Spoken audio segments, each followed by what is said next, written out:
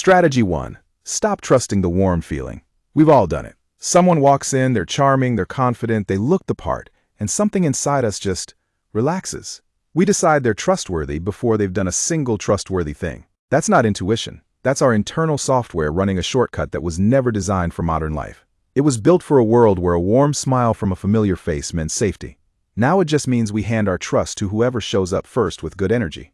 Here's what to do today. When you feel that instant comfort around a new person, pause. Don't act on it for 48 hours. Just watch what they actually do, not what they say, what they do. Your brain will fight you on this. It wants to decide fast. But fast is exactly how we get burned. And be honest, you've felt this today already. Strategy 2. Read the pattern, not the moment.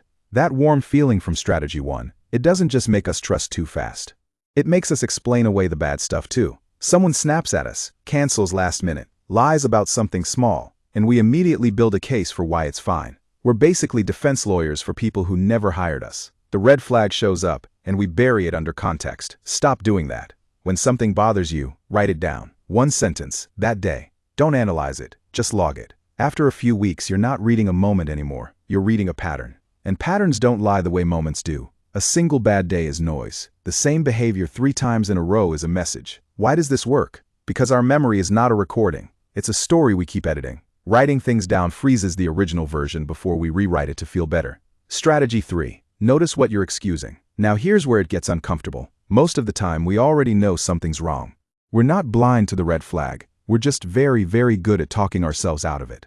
We say things like, they're going through a lot right now, or nobody's perfect, or it's not that serious. And sometimes those things are true, but we use them like a blanket we pull over anything we don't want to look at.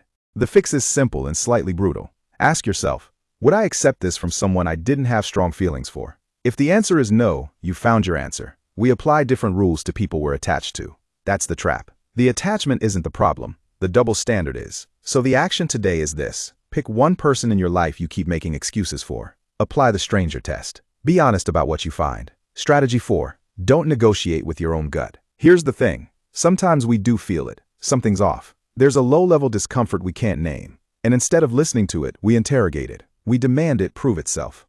We say, I can't just feel uncomfortable. I need a reason. And because the gut doesn't speak in reasons, we dismiss it. Stop negotiating. Discomfort is data. It doesn't need to pass a logic test before you're allowed to take it seriously. You don't have to blow up a relationship over a feeling, but you do have to let the feeling sit at the table. Give it a seat. Watch what it points at over time. This works because that low-level signal is usually picking up on small inconsistencies your conscious mind hasn't assembled yet. It's not magic. It's just faster processing you haven't caught up to. And that's the real enemy we've been fighting this whole time. The gap between what we sense and what we let ourselves believe.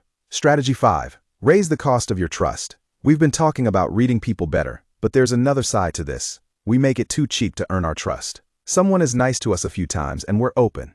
Fully open. That's not warmth. That's a vulnerability with no lock on the door. Trust should be earned in layers. Give a little. See what they do with it. Then give a little more. This isn't cynicism.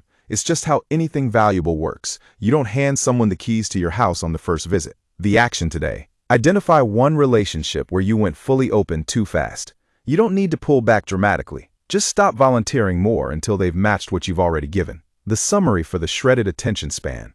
We keep falling for red flags because our brain decides fast and then defends that decision. The fix isn't to become cold, it's to slow the trust process down and watch behavior over time. Write down what bothers you before you talk yourself out of it.